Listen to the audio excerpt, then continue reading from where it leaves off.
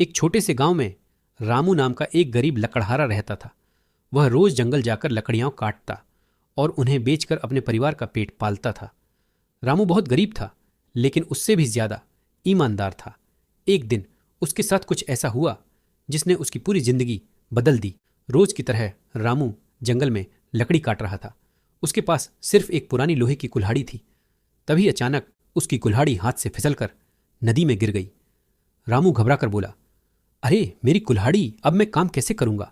मेरे परिवार का क्या होगा? रामू नदी किनारे बैठकर रोने लगा। तभी अचानक नदी से एक तेज रोशनी निकली और वहां एक सुंदर जल परी प्रकट हुई। जल परी ने पूछा, लकड़हारे, तुम क्यों रो रहे हो? रामू बोला, मेरी कुल्हाड़ी नदी में गिर गई है, वही मेरे रोजगार का सहारा थी। जल परी नदी के अंदर गई और थोड़ी देर बाद एक चमकदार सोने की कुल्हाड़ी लेकर बाहर आई। जल परी ने पूछा, क्या यही तुम्हारी कुल्हाड़ी है? रामू ने विनम्रता से कहा, नहीं देवी, मेरी कुल्हाड़ी लोहे की थी, यह सोने की नहीं है। जल परी मुस्कुराई और फिर नदी में चली गई। इस बार वह चांदी की कुल्हाड़ी लेकर बाहर आई। तो क्या यह तुम्हारी है? जलपरी ने पूछा।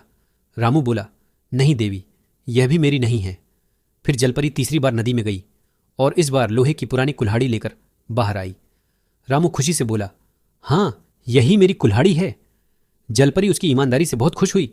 जलपरी बोली, रामू, तुम बहुत ईमानदार इंसान हो, इसलिए मैं तुम्हें ये तीनों कुल्हाड़ियां उपहार में देती हूं। रामू खुशी खुशी अपने घर लौट गया। रामू की ईमानदारी ने उसकी किस्मत बदल दी। उस दिन गांव के लोगों ने भी सीखा कि ईमानदारी का फल हमेशा मीठा होता है।